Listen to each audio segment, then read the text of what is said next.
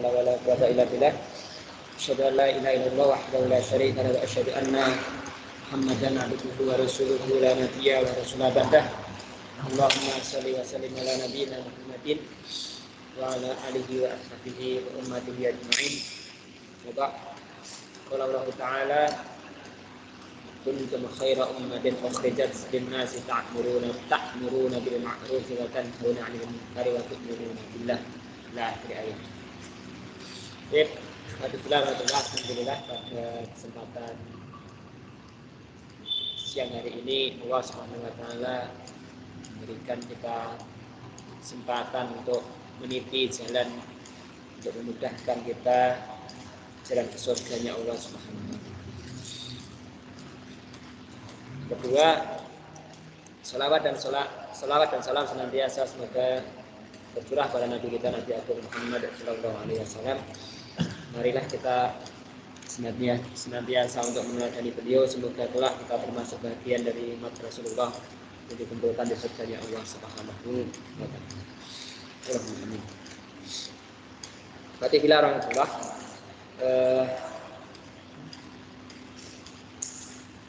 Pada kesempatan siang hari ini saya diberi amanah oleh Ustaz Aryan untuk menyampaikan materi pembekalan SDR Safari Dakwah Ramadan dengan materi fikih. Fikih ini fikih secara umum. Saya mohon maaf belum sempat membuat materi. Nanti kita sharing saja beberapa hal berkaitan dengan persoalan-persoalan yang sering terjadi di lapangan ini. Karena safari dakwah, maka kita akan praktek di lapangan berkaitan dengan bersama-sama mencerahkan masyarakat, khususnya di Wonogiri dan sekitarnya. Dan ini penting seperti itu. Yang pertama apa? Ternyata berdasarkan survei, kemarin saya membaca survei itu, ternyata masyarakat Muslim Indonesia itu mayoritas belum bisa membaca Al-Quran. Mayoritas. Artinya survei itu di dalam survei itu disebutkan 60% sampai 80% umat Islam tidak bisa membaca Al-Quran. Orang Islam tapi tidak bisa membaca Al-Quran. Piye?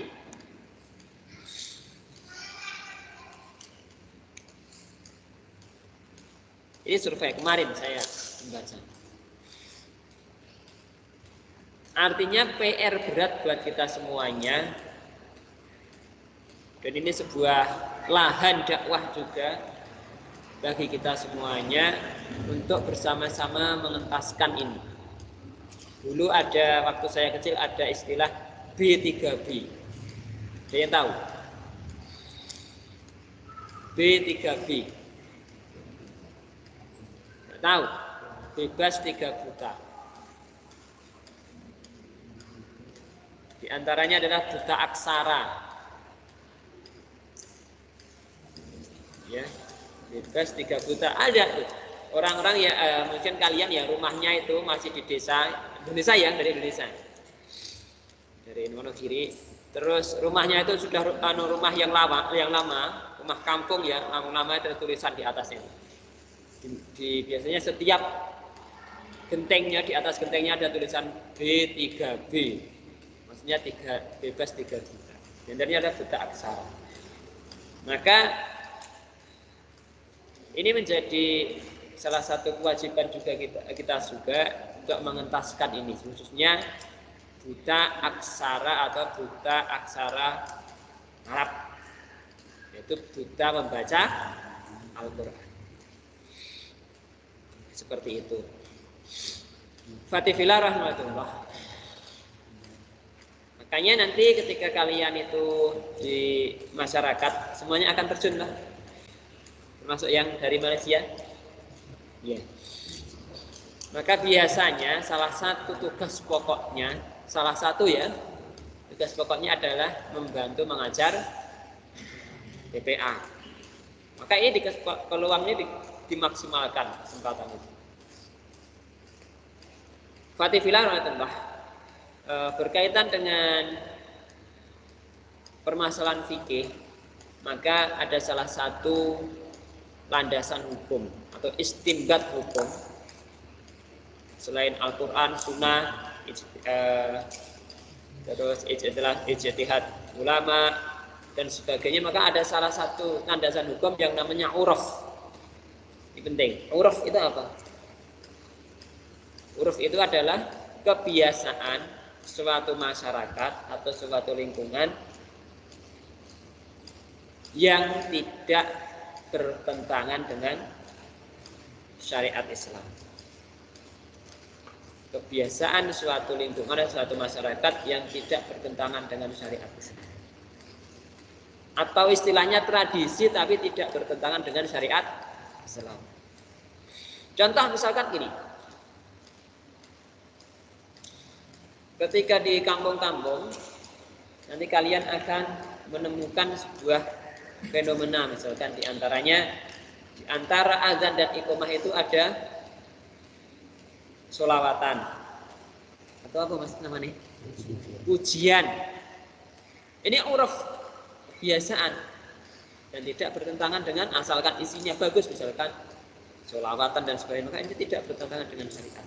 Maka ini silahkan kalian menyesuaikan. Seperti itu. Ya. Karena yang namanya di masyarakat itu maka kita juga harus luas, tidak seperti di sini. Maka kita harus sini misalkan kita punya apa istilahnya ya? Keyakinan atau idealisme. Pokoknya itu begini.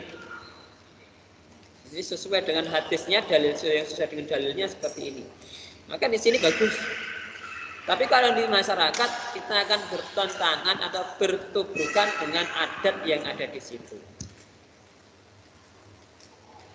Maka kita menyesuaikan. Maka ikhwati fillah rahmatullah, nanti Ustaz yang pertama ketika datang ke masyarakat kula nuwun dengan takmir, yang pertama kalian mengamati dulu. Mengamati kebiasaan masyarakat di situ seperti apa. Misalkan mas ini biasanya jadi imam sholat tarawih dan sebagainya, atau diminta adzan dan sebagainya. Kalau nggak mengamati ya bertanya, lebih baik bertanya atau mengamati. Dilihat kebiasaan-kebiasaan masyarakat di situ. Misalkan seperti ini. Di suatu masyarakat itu ketika masuk pada tanggal malam 21 Ramadan ada namanya kondangan. Kondangan. Ada nggak mas? Masih ada? Apa? Malam selikuran. Malam 21 ada kondangan. Kalian datang kapan? Hadir ke masyarakat kapan?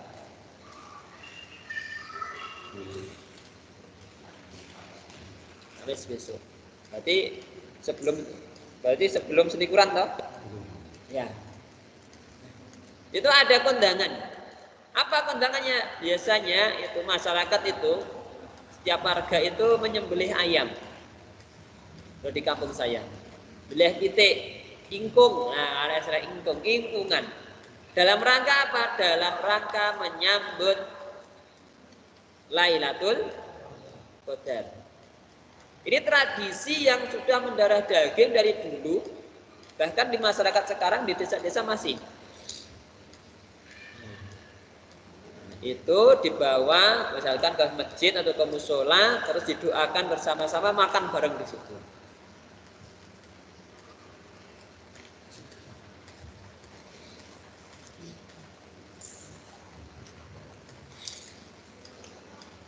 Seperti itu. Jadi kalian melihat dulu hal-hal seperti itu. Ketika sholat misalkan azan, habis azan itu apa yang dilakukan oleh masyarakat seperti itu. Termasuk ketika sholat tarawih, diperhatikan. Apakah di masyarakat itu dua-dua maksudnya dia? Dua rakaat, atau 4 rakaat salam. Maka yang misalkan punya idealis di sini 2 rakaat, kalau di masyarakatnya 4 rakaat ya ikut di situ. Semuanya ada dasarnya. Semuanya ada dalilnya. Semuanya mempunyai hujah. Yang salah apa? Yang salah tidak melaksanakan sholat. Itu yang pertama. Ya. Terus misalkan yang imam, yang mas-mas. Imam di sana. Khususnya dalam ini mengingat ya, pesan pada antum sekalian. Di masyarakat yang baru, tolong ketika membaca Al-Fatihah, basmalahnya dibaca dengan keras. Ya, walaupun di sini kadang-kadang baca Al-Fatihahnya pelan, disirkan. Tapi ketika di masyarakat, maka ketika imam Al-Fatihahnya dibaca sehari. Dimanapun, walaupun itu misalkan di situ tidak biasa membaca Al-Fatihah dijaharkan. Jadi yang saya lakukan ketika diminta khotib kemana-mana, di luar di sini. Kalau di sini tidak masalah, mau jahar, mau sir, seperti itu. Terus ini mas-mas ya, bacaan sholat, apalagi yang sudah selesai hafalannya, yang hafalannya banyak, tolong dipersingkat, nggak seperti sini. Kalau mau baca surah Al-Baqarah 3 ayat atau 2 ayat, masyarakat lebih senang. Intinya kita kan mengambil hati masyarakat, senang nak sholatnya cepat sih. Walaupun ada juga yang mas bacaannya sudah dawa-dawa, misalnya yang sudah paham, tapi mayoritas masyarakat kan secara awam. Maka ketika di rumah nanti saya diminta imam apa saja bacaannya itu yang sedang-sedang saja diperpendek.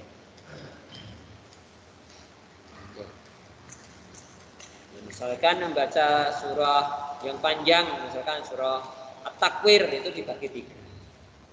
Kalau saya biasanya ketika di luar itu saya membaca misalkan surat panjang sambil murojaah 129 misalkan. Maka 1 halaman itu tak bagi 4. Berarti dalam selesai sholat tarawih itu cukup 2 halaman saja diurutkan. Dan salah satu adab dalam membaca Al-Quran itu urut ya. Urut. Ketika rakaat pertama surah Al-Kautsar, berarti rakaat kedua surah Al-Kafirun gitu. Jadi berjenjang ke bawah. Jangan dibenjat-benjat. Surah Al-Fil masuk malah surah Al-Humazah. Maka kuali. Diurutkan ke bawah. Dalam satu sholat. Misalkan bacaannya rakaat pertama surah Al-A'la, maka rakaat kedua surah Al-Ghasyiyah atau di bawahnya. Atau yang lebih pendek di bawahnya. Ya tidak naik ke sana tapi turun. Ini salah satu adab ya. Kemarin saya dapat pencerahan dari salah satu Ustadz Farhan Ghaifur. Dr. Farhan Ghaifur, dosen saya. Oh gitu ya. Jadi saya dulu juga sering gitu. Karena di luar membaca surat apa ya. Jadi kadang-kadang lompat. Seperti itu. Itu dalam melaksanakan sholat. Diperpendek bacaannya, terus diurutkan dari atas. Tuh. Yang mbak-mbak juga terjun masyarakat. Nah, biasanya kalau mbak-mbak itu Biasanya yang pertama ngajar TPA, tugas utamanya. Ya, sing penyayang. Penyayang ya apa? Gemati. Nah, sing gemati. Terus selain kalian nanti ngajar TPA, tolong ini masalah-masalah agama, masalah-masalah fikih disampaikan. Tata cara wudhu, termasuk bagi adik-adik kalian yang menjelang balik dipahamkan ketika fikih apa ya, fikih misalkan perempuan bagaimana ketika haid, ini dipahamkan. Karena apa? Di kampung itu TPA itu hal seperti itu tidak dibahas, dan kadang-kadang orang tua juga tidak mengajarkan kepada anaknya. Siapa yang kemarin sebelum balik, sebelum haid dipahamkan oleh orang tua? Ada? Paham dewi? Searching. Nah, iya toh. Nah, apalagi orang kampung kan tidak paham, wes orang paham, tidak dipahamkan orang tua, akhirnya apa? Bingung ketika kok sudah haid, kenapa, harus bagaimana dan sebagainya. Nanti ini tolong dipahamkan. Saya dulu kalau ngajar TPA jarang malah ngajari abata, tapi apa? Mengajarkan hal-hal seperti itu. Seperti itu. Ini masalah sholat tadi ya. Sholat, tolong ini ya. Kadang-kadang ini akan menjadi pembicaraan di belakang orang-orang yang suwene ngiram sholate. Terus membacanya jangan cepat-cepat. Bismillahirrahmanirrahim. Alhamdulillahirabbil alamin, arrahmanirrahim, maliki yaumiddin, iyyaka na'budu wa iyyaka nasta'in. Walaupun ayatnya pendek, jangan cepat-cepat, ditartilkan. Bismillahirrahmanirrahim. Atau misalkan lagunya yang bagus kayak Mas Aziz itu. Nah, kayak itu. Berikutnya berkaitan dengan masih dengan sholat. Tadi bacaan Al-Fatihahnya difasihkan, khususnya di dalam surah Al-Fatihah berkaitan dengan makhraj, karena boleh jadi nanti kalian di kampung akan ketemu dengan orang-orang dari berbagai harokah, berbagai kepemahaman. Al-Fatihah itu yang sering ketukar ayat kelima dan ayat 6. Ihdinas siratal mustaqim. Pakai sad ya. So coba. So. Si. Ya. Jangan sampai keliru shi ya. Ihdinas siratal mustaqim. Salah artinya. Fatal ketika kita paham maka sholatnya tidak sah. Kalau jadi imam, nah gimana? Maka imamnya ya. Kalau makmumnya paham maka saya mengatakan bahwasanya maka sholatnya tidak sah. Ihdinas siratal mustaqim, pakai sad. Terus siratal ladzina an'amta ya, bukan amta. Dal atau amta. Nah, amta. An'amta. Ya, silakan nanti dicek lagi Al-Qur'annya. Ada yang bahkan ada yang kelas 12 juga ada yang membaca keliru di surah Al-Fatihah. Siratal ladzina an'amta. Ya, silakan. Terus akhir surat Al-Fatihah. Ghairil maghdubi ya, bukan maghdu. Ya.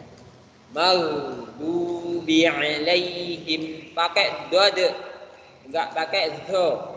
Apa bedanya dod, zo, dod, sod di titik itu tempatnya pinggir lidah bertemu dengan gigi geraham atas. Do, coba. Du, bukan ujung lidah. Kalau ujung lidah pakai jadinya apa? Zo, zu, ghairil maghzu. Nah, keliru. Salah fatal. Ya. Do, du, ghairil maghdubi alaihim walad dallin. Dodanya ditasdid, lamnya ditasdid. Ya. Dodanya ditasdid. Walad dallin. Lamnya ditasdid. Kalau do-nya jadi zo. Jadi bukan sesat artinya. Waladzallin. Bukan sesat artinya, tapi apa? Menganiaya. Tuh. Apalagi lamnya tidak ditasdid. Waladzallin. Lamnya tasdid. Maka di situ ada istilah naber. Apa itu naber? Ada yang tahu naber? Ada yang pernah belajar? Naber itu apa? Meninggikan suara tatkala mat bertemu huruf tasdid. Semuanya. Termasuk dalam surah Al-Fatihah. Wajib ini hukumnya. Waladdallin.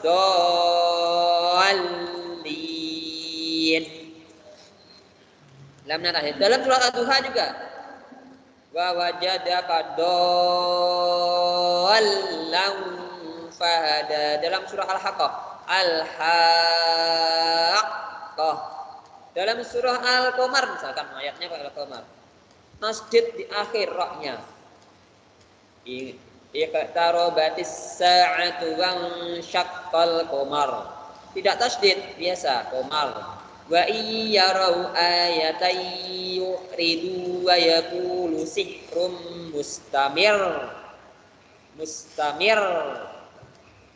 Nah, diget menandakan bahwasanya itu tasdid. Kalau enggak tasdid sana maka keliru. Ini dalam surah Al-Fatihah, tolong ini diperhatikan ya ketika imam. Biar tidak jadi catatan nanti. Karena akan mungkin ada orang yang sudah hafal, yang sudah hafid Quran di lingkungan situ, yang akan menjadi makmum kalian. Seperti itu. Berikutnya berkaitan dengan kebiasaan masyarakat itu, makanya tadi saya sampaikan uruf itu bagian jadi dari istinbatul hukum. Salah satu dasar hukum, maka silahkan kalian menyesuaikan, ya. Misalkan setelah sholat taraweh baca doa, maka ya sudah. Misalkan kalian pas imam ya pimpin doa. Aduh doanya, ya Allah barik lana, Allahumma barik lana,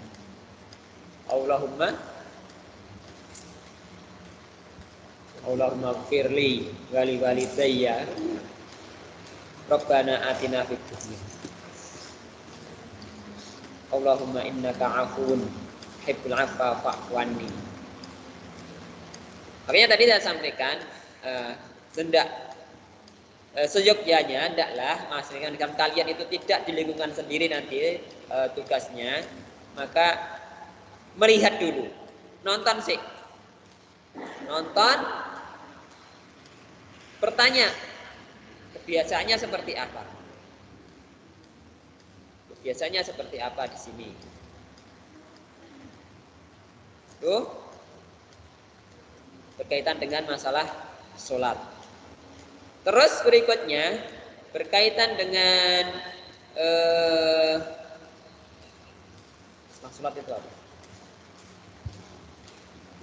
Mungkin kalian nanti ketika di lingkungannya akan dijadikan panitia zakat atau menerima infak atau zakat atau menyalurkan. Maka ada fikih yang perlu kita pelajari di sini.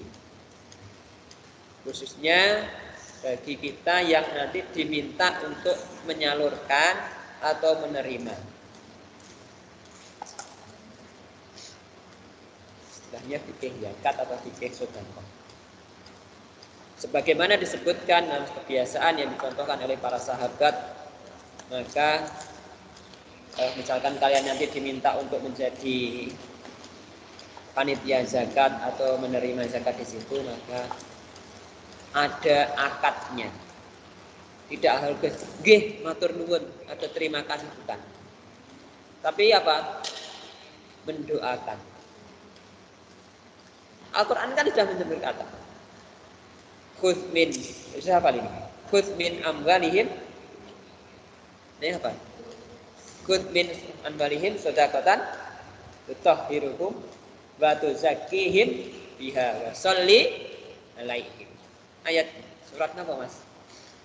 Taubah. Khudz min amwalihim shadaqatan tutahhiruhum wa tuzakkihim biha wa sholli alaihim. Ambillah sebagian harta dari mereka, tutahhiruhum yang dengan harta itu mensucikan, wa tuzakkihim dan membersihkan mereka, wa sholli alaihim dan berdoalah atas mereka. Maka wajib kita menghafal doanya ini. Tidak hanya terima kasih, semoga menjadi harta yang berkah, tapi kita usahakan kita hafal doa ketika kita menerima apapun, misalkan sedekah, misalkan kalian jadi amil atau zakat apalagi, maka ada akadnya. Yang menyalurkan, yang memberikan, maka akadnya saya misalkan akadnya pakai bahasa Jawa, wong Jawa rasanya ora iso ngomong Arab. Saya berikan zakat, ini ya saya terima, didoakan. Ajarakallahu fima a'taita. Silahkan dihafal. Ajarakallahu fima a'taita. Ajarakallahu fima a'taita. Doanya. Wa barakallahu fima abqaita. Ajarakallahu fima a'taita wa barakallahu fima abqaita. Artinya apa? Ajarakallahu, semoga Allah membalas kepadamu dari apa? Fima, dari apa-apa a'taita yang kamu berikan. Wa barakallahu fima abqaita, dan semoga Allah memberikan keberkahan dari harta-harta yang kamu tinggalkan di rumah. Ini doa yang masyhur dibaca oleh amil zakat. Bagian ulama menyebutkan hukumnya mendoakan ini wajib karena apa? Berdasarkan konteks ayat, wa sholli alaihim, dan kalian dan kamu berdoalah kepada mereka. Karena fi'il amr, maka perintah. Begitu. Ulangi, ajarakallahu fima a'taita wa barakallahu fima abqaita. Dihafalkan. Ini bisa cari searching di Yai Google doa amil zakat, kan banyak versi. Salah satunya yang masyhur itu. Tuh. Terus setelah itu fikih kita akan masuk pada Idul Fitri. Ada yang sudah dijawil untuk jadi imam atau khotib? Mungkin Mas yang di luar, yang di rumah. Ada, mungkin ada yang akan nanti misalnya diminta untuk jadi khotib, maka Kita harus memahamkan. Yang pertama, datang ke tanah lapang lebih awal. Bagaimana caranya? Dengan senantiasa melantunkan takbir di sepanjang perjalanan. Ya, bertakbir sepanjang perjalanan. Dan takbir Idul Adha, takbir Idul Fitri itu selesai ketika khotib naik mimbar. Setelah itu tidak ada takbiran lagi, ya. Tidak seperti Idul Adha, Idul Fitri, maka selesai ketika khotib naik mimbar. Ini yang dicontohkan oleh para salafus saleh. Salat Idul Fitri sama seperti salat Idul Adha. Maka 7 takbir di awal rakaat pertama, 5 takbir di rakaat kedua. Bacaannya apa? Bacaannya macam-macam. Ada ya, masyhur adalah ketika di sela-sela takbir maka kita membaca subhanallah walhamdulillah. Atau subhanallah walhamdulillah wala ilaha illallah wallahu. Rakaat pertama berapa tadi? 7. Rakaat kedua 5 kali. Oh iya. Terus salah satu bukan sunnah ya, kebiasaan asar yang sering dibaca ketika sholat Idul Fitri adalah sama seperti sholat Jumu'ah. Dan apabila jatuhnya sholat waktu hari raya itu sama bertepatan dengan hari Jumat, maka cukup 1 hari raya saja yang kita datangi. Misalkan seperti tahun kemarin, hari rayanya jatuh pada hari Jumat, maka sebagian masyarakat datang di sholat Idul Adha, tapi tidak datang pada sholat Jumat. Boleh enggak? Boleh. Maka kan 2 hari raya bergabung, maka boleh salah satu. Datang boleh enggak? Sangat dibolehkan untuk menghindari fitnah. Kalau masyarakatnya sudah paham, ya memang esok sholat Idul Adha, maka tidak melaksanakan sholat Jumat. Boleh. Ini yang dilakukan para sahabat dan Rasulullah pada zaman dulu. Ketika hari rayanya ada 2, maka melaksanakan sholat hari raya saja, tidak melaksanakan sholat Jumat. Boleh. Melaksanakan sholat Jumat lebih baik. Salah satu yang pertama adalah kita itu menghindari fitnah dari masyarakat. Wah, santri nyantri 6 tahun sholat Jumat nengok malah turu. Ini malah menjadi fitnah yang besar. Maka boleh melaksanakan, boleh tidak. Ini apa? Berdasarkan asar Nabi Muhammad SAW dan para sahabat seperti itu. Ya, cukup 1 sholat. Sudah dua sholat, melaksanakan 2 sholat hari raya berboleh. Nah ini apabila nanti terjadi di masyarakat ternyata sholat hari rayanya tidak bareng antara organisasi satu dengan organisasi yang lain. Apa yang dilakukan? Tidak sing dhisik. Cari yang lebih awal sholat hari rayanya.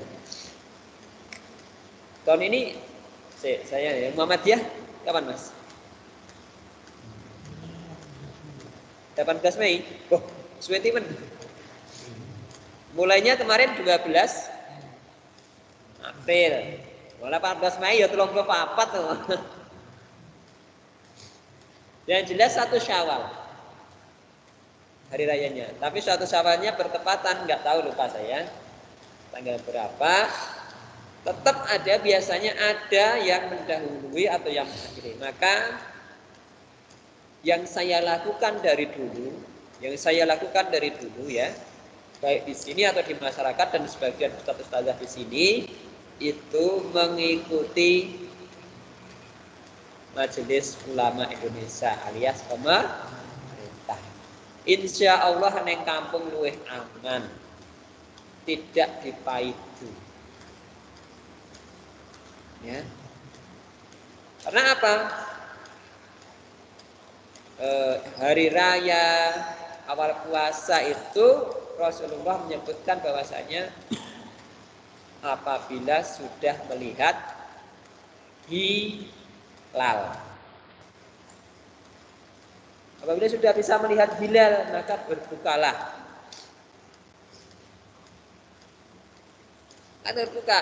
Nah, kita tidak bisa melihat secara langsung. Yang punya alat banyak sekali. Salah satunya adalah Majelis Ulama Indonesia. Mereka punya alat, punya tim untuk melihat hilal. Maka insya Allah lebih rajih, lebih terpercaya. Seperti itu. Dasarnya adalah hilal. Karena ada, misalkan Muhammadiyah itu menggunakan hisab. Bahkan 30 tahun yang akan datang Muhammadiyah sudah bisa menentukan sekarang. Sudah ilmunya juga.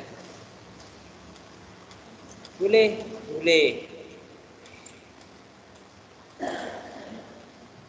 Betul. Tapi kadang-kadang kita berbenturan di masyarakat. Kondisi ibadu atau ngeri dan sebagainya. Maka lebih tepatnya kita mengikuti pemerintah. Begitu hari rayanya.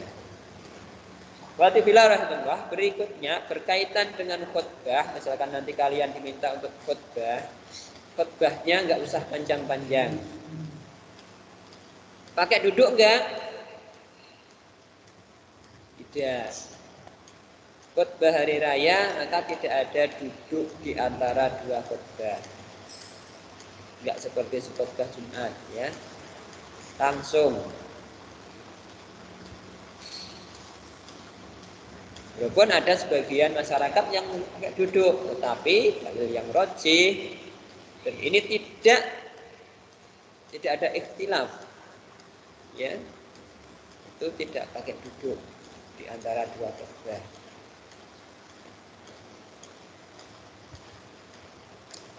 Dan tidak usah lama-lama, karena hari raya itu hari untuk makan. Maka ketika berkhutbah ya sudah, cukupnya adalah seperti khutbah Jumat. Ya, biasanya kalau khutbah cuma sebentar. Mungkin yang sudah pernah cuma di sini ya. Khutbah ya sudah cukupnya saja. Kecuali kalau kajian itu lumayan, belum perlu dijabarkan. Tapi kalau khutbah yang penting wasiatnya tersampaikan. Kasihan apalagi pagi-pagi, kadang-kadang ya sudah sarapan sih sebagian karena ini Idul Fitri. Nah, ini salah satu syariat juga ketika mau berangkat ke masjid sudah makan atau minum. Ya, ketika Idul Fitri berbeda dengan Idul Adha. Idul Adha maka ke tempat sholat belum makan, belum minum, nanti makannya setelah sholat, setelah menyembelih. Itu sunnah. Sampai di situ, terus ketika di masyarakat, misalkan ada perayaan-perayaan, tolong jaga. Karena ini apalagi ini kondisi pandemi, insya Allah lebih aman. Biasanya kalau di kampung itu interaksi ikhwan akhwat, salaman. Mungkin sebagian orang yang belum paham akan nyelonong aja. Nah, tapi sudah paham ya tidak. Ini alhamdulillah juga ibroh. Berkah dari pandemi itu tidak banyak ikhtilat ketika hari raya. Cukup salaman. Ya, maaf lahir batin ya sama-sama.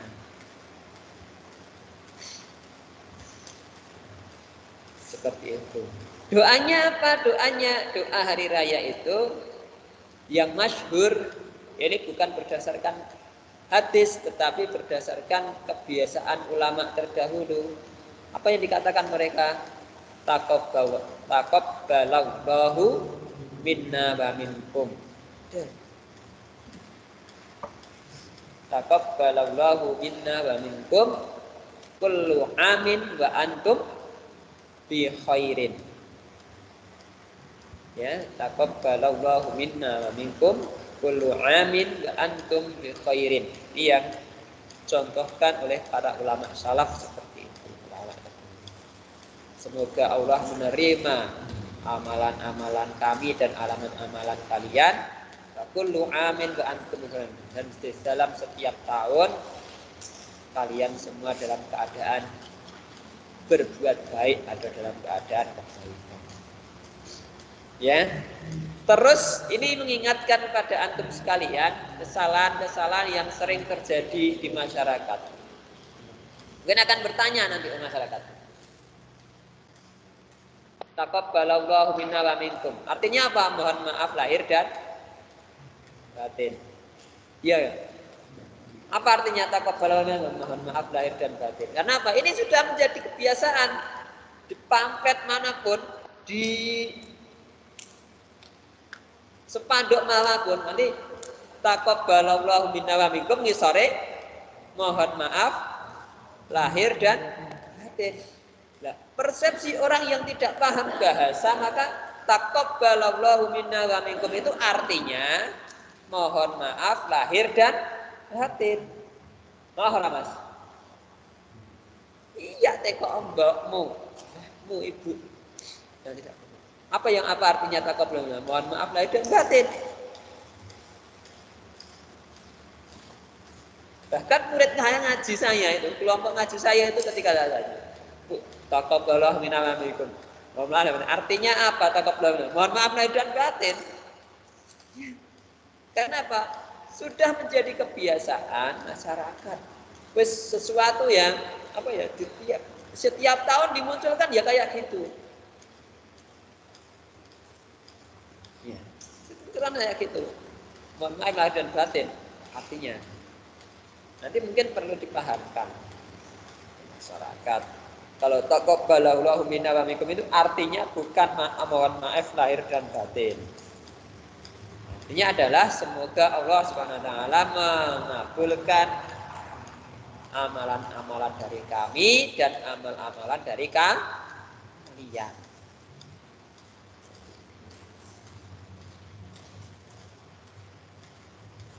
Termasuk nanti kalian ketika menulis, nah biasanya di WA itu akan sangat beredar. Taqabbalallahu minna wa minkum, mohon maaf lahir dan batin.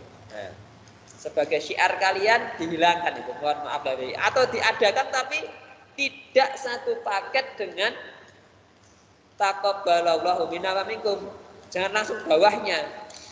Misalkan taqabbalallahu minna wa minkum kullu amin wa antum bi khairin sore baru mohon maaf lahir dan batin. Biar kesannya artinya taqabbalallahu minna wa minkum itu bukan mohon maaf lahir dan seperti itu.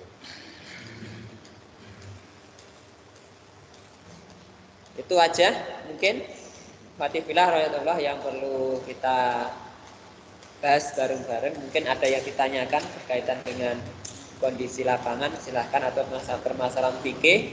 Oh iya, mungkin nanti kalian kan sudah terkenal santri dari pondok, akan banyak ditanya permasalahan-permasalahan di masyarakat. Yakin?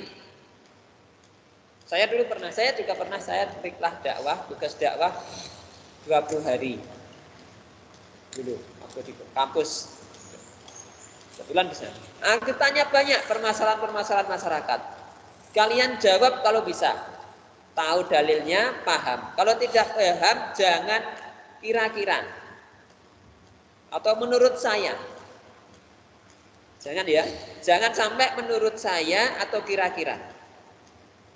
Mending, mohon maaf, saya belum begitu paham masalah ini. Nanti saya tanyakan Ustadz. baru dijawab. Nah, besok insya Allah saya akan jawab permasalahan. Akan ada tanya jawab biasanya seperti itu. Ditanya permasalahan umat. Pak, hukum yasinan gimana Mas? Dipahin dulu. Wah, skon rumah wes esok mulai ya Mas. Hukum tahlilan gimana Mas? Boleh lah, skon mulai. Maka ini sekali lagi masalah uruf ini diperhatikan ya, kebiasaan-kebiasaan masyarakat yang tidak bertentangan dengan syariat kalian ikuti. Tapi nek nyadran itu apa? Nyadran itu apa? Datang ke danyangan bawa sesaji, bawa tengkir, si anu terus ajen. Maka ya nggak usah ikut. Jangan. Tapi kalau hal-hal yang tidak melanggar syariat, ikuti semuanya. Ini hidup-hidup kalian belajar bermasyarakat. Insya Allah nanti kalian akan mendapatkan banyak hal-hal baru di masyarakat. Ya, dilihat dulu kebiasaan masyarakatnya. Kalau perlu tanya, apalagi ketika diminta imam, perlu tanya. Nanti 2 rakaat salam atau 4 rakaat salam. Bagaimana kultumnya setelah isya atau setelah tarawih? Ada doa enggak setelah tarawih dan sebagainya ditanyakan. Enggak apa-apa, tanya langsung. Ada. Saya biasa ketika berjumlah, walaupun kemarin saya ngisi, misalkan saya biasa ngisi di masjid Ketubruk sana. Kemarin ngisi, besok ngisi lagi, saya tanya lagi, jangan-jangan saya lupa. Nanti 4 atau 2, ternyata di sana 4. Padahal biasa kita di sini 2, ya udah ikut 4, apa-apa. Terus bacaannya jangan terlalu panjang, dipersingkat saja, pendek-pendek, atau misalkan surah Al-Baqarah, ya 1 halaman dibagi 4. Masyarakat senang. Cukup? Mungkin ada yang tanyakan? Tidak ada? Cukup Ustaz? Oke. Oh, yang di rumah silahkan, ada yang bertanya? Fadol, jika ada yang ingin ditanyakan, mbak-mbak, mas-mas yang di rumah. Fahim Tom? Fahimna. Alhamdulillah, Masya Allah Mas ya. Rifal. Jangan lupa ya, nanti malam dilanjut lagi. Teman-temannya diajak semuanya ya. Cukup ya? Alhamdulillah. Nanti silahkan kalian bisa menyesuaikan diri dengan, sekali lagi ketika kita terjun di lapangan nanti, itulah sejatinya pembelajaran yang sesungguhnya. Tahu masyarakatnya seperti apa. Kalau di kampung sendiri mungkin sudah biasa. Tapi cobalah sekali, walaupun tugasnya di kampung sendiri, bisa ke kampung sebelah. Banyak dapatkan inspirasi dari orang-orang di situ. Cukup. Saya misalkan banyak salah, mohon maaf yang sebesar-besarnya. Selamat mengikuti safari dakwah Ramadan. Selamat meraih fadilah keutamaan dari 10 hari terakhir insyaallah. Semoga Allah Subhanahu wa taala menyampaikan kita pada hari-hari tersebut dan kita dapat memaksimalkan Ramadan tahun ini dengan semaksimal mungkin. Kita dapat berhari raya bersama keluarga ataupun bersama teman-teman kita di sini, dan semoga Allah Subhanahu wa taala senantiasa memberikan taufik, hidayah dan inayahnya kepada kita. Semoga Allah Subhanahu wa taala menjaga kesehatan kita dan keluarga kita, lingkungan kita, sehingga kita dapat menyelesaikan Ramadan tahun ini dengan semaksimal mungkin. Kita akhiri dengan hamdalah dan doa kafaratul majelis. Alhamdulillahirabbil alamin. Subhanakallahumma bihamdika asyhadu an la ilaha illa anta astaghfiruka wa atubu ilaik. Wassalamualaikum warahmatullahi wabarakatuh.